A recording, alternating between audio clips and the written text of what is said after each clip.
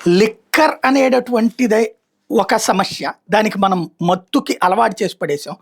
ఆ మత్తుకి అలవాటు చేసినటువంటి సందర్భంలో, ఆ మత్తు ఒక స్టేజ్‌కి వచ్చేటప్పటికి రోజు టాబ్లెట్ ఏసుకుంటున్నాం అనుకోండి, కొన్నాళ్ళకి ఆ టాబ్లెట్ శక్తి చాలదు. ఇంకా ఎక్కువ కావాల్సింది. అట్లాగే రోజు లిక్కర్ తాగేవాడికి, చీప్ లిక్కర్ తాగేవాడికి ఆ పైన లిక్కర్, ఆ పైన లిక్కర్ ఇయన్నీ పోయాక గంజాయి వైపుకెళ్ళిపోయింది. ప్రభుత్వాలు నియంత్రించడం కాకుండా ప్రోత్సహిస్తా వచ్చినాయి. ఈ 2 రాష్ట్రాల్లో పట్టిన దరిద్రం, ప్రభుత్వాలు మద్యాన్ని పోయించి, తాగబోయించి, జనాల్ని తాగించి, ఆ తాగిన మత్తులో వాళ్ళ ఖర్చులు తగలేసుకుంటుంటే, దాన్ని పైసలుగా పన్నులు వసూలు చేసుకుని పరిపాలన నడిపిస్తున్నటువంటి నీచమైనటువంటి పరిస్థితి ఉంది. దాని పర్యవసానం ఇప్పుడు ఏ స్టేజ్‌కి వచ్చేసిందంటే, ఆ మందు చాలక గంజాయి.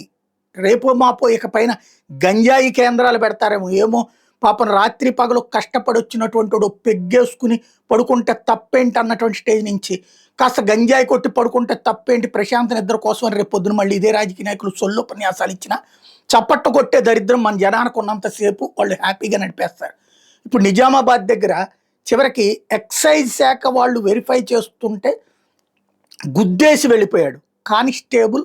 కిడ్నీల సహా దెబ్బతిని దారుణమైనటువంటి పరిస్థితులు ఆసుపత్రిలో చికిత్స పొందుతుంది. నేను మొట్టమొదటి నుండి చెప్తున్నా, గంజాయి బ్యాచ్ విషయంలో కాల్చవతల పడేయమని చెప్పగలిగిన దమ్ముండాల. అది మాఫియా, మత్తు మందుల మాఫియా అన్నటువంటిది. ఇప్పుడు మధురో స్టార్టింగ్ ఏమి కాల అక్కడ వెనిజులాలో మొదట ఈ ఆయిల్ తగ్గినట్టు, ఆయిల్ డబ్బులు ఎక్కువ వచ్చేటప్పటికి విలాసవంత జీవనానికి అవసరమైనప్పుడు మొదట్లో మందు తాగేవాళ్ళు. ఆ మందు ఆననప్పుడు చివరికి గంజాయి లాంటివి, ఆ తర్వాత డ్రగ్స్, చివరికి అదొక డ్రగ్స్ క్యాపిటల్గా మారిపోయింది. అమెరికా వాడిళ్ళు అక్కడ దాడి చేయాల్సిన పరిస్థితి ఎందుకు వచ్చింది?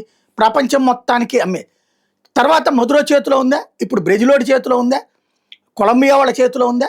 ఆ మాఫియాలు చివరికి సబ్మెరైన్లు పెట్టి మరీ చేయగలిగే పరిస్థితి. ఇప్పుడు మనకు గనక పుష్ప చూపెట్టినట్టు ఉన్నాయి ఇక్కడ ఆంధ్ర తెలంగాణలో.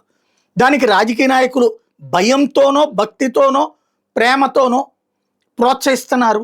అది కనుక పోలీస్ డిపార్ట్మెంటు రాజకీయ నాయకులు సమన్వయం అక్కర్లా. పోలీస్ డిపార్ట్మెంట్కి అవసరమైతే సిఆర్పిఎఫ్ ఇస్తావా, ఆర్మీ ఇస్తావా ఇచ్చి లేపడేయాల. కనబడ్డట్టు కాల్చేయాలి. గంజాయి దగ్గర పండించేవాడినైనా లేపేయాలా, అమ్మేవాడినైనా లేపేయాలి. అలా షూట్ ఎట్ సైట్ ఆర్డర్లు ఇవ్వకపోతే నక్సలిజం కనుక ఎన్ని దశాబ్దాలు ఉంది, ఇప్పుడు కాల్చేవతలు పడేస్తుంటే కంట్రోల్ అవుతుంది. టెర్రరిజం కాల్చేవతలు పడేస్తుంటేనే కంట్రోల్ అవుతుంది. అరాచక శక్తులను ఎప్పుడైనా సరే కాల్చేవతలు పడేయాలి తప్పించి, ప్రేమించి పూజించి ఆ పైన తీసుకెళ్ళి భోజనాలు ఎట్టి మళ్ళీ వదిలిపెట్టి మళ్ళీ వాడికి అదే సంపాదన. ఓసారి అలవాటు పడ్డోడు ఎప్పుడన్నా దాని నుంచి బయటపడతాడా? డ్రగ్స్ నుంచి మన పిల్లల్ని, మన భవిష్యత్ తరాలని కాపాడుకోవాలంటే అదే ముఖ్యం.